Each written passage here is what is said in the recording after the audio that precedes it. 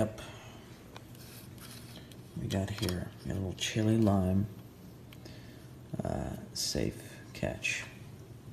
Just take a look at that beauty right there. Look at that cat food, dog food looking tuna fish right there. Just get a little view of what's going on here. The answer is yes, I did do shoulders and back today. You're welcome. I'll show you my process here. First step is to get this beautiful tuna out of its can and into its new home, which for the moment is going to be this bowl here. I'm going to get all good stuff there, no mercury.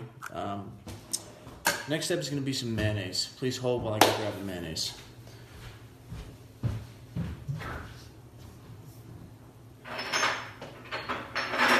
Mayonnaise from Trader Joe's. Big fan of this. I think it adds just some good texture overall to the tuna fish. So you don't get that dry tuna that nobody wants. Next step is going to be just to simply mix this around in here. Now I want you to take a look at the level of this tuna. This is premium tuna. So you're going to get a little bit of resistance initially from the tuna itself.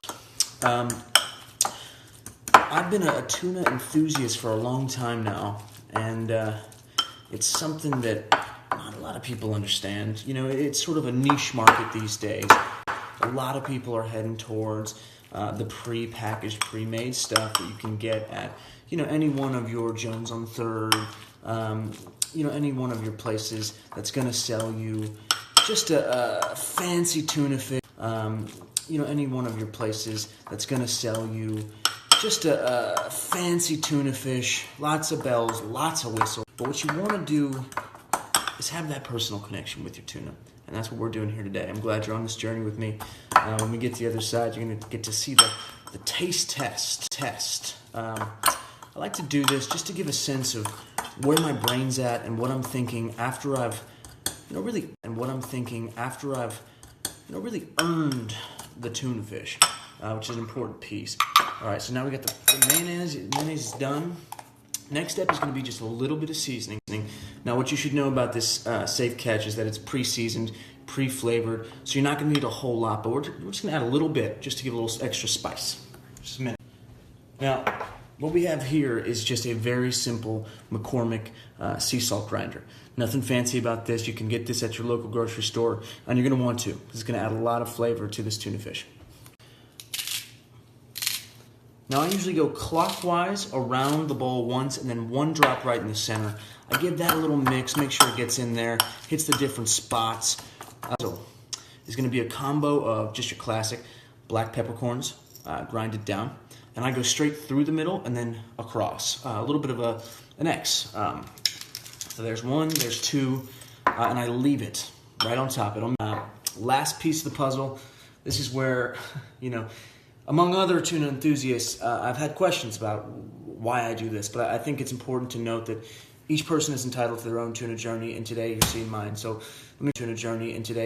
So let me grab my final ingredient, and if you want to give this a try at home, go ahead. All right, now for the big reveal. What we have here is Cholula hot sauce. Classic ingredient. Hot sauce makes everything better. I agree. But I think with tuna, it's about being specific, being intentional with how you're hot saucing. So today, I'm going to show you my process.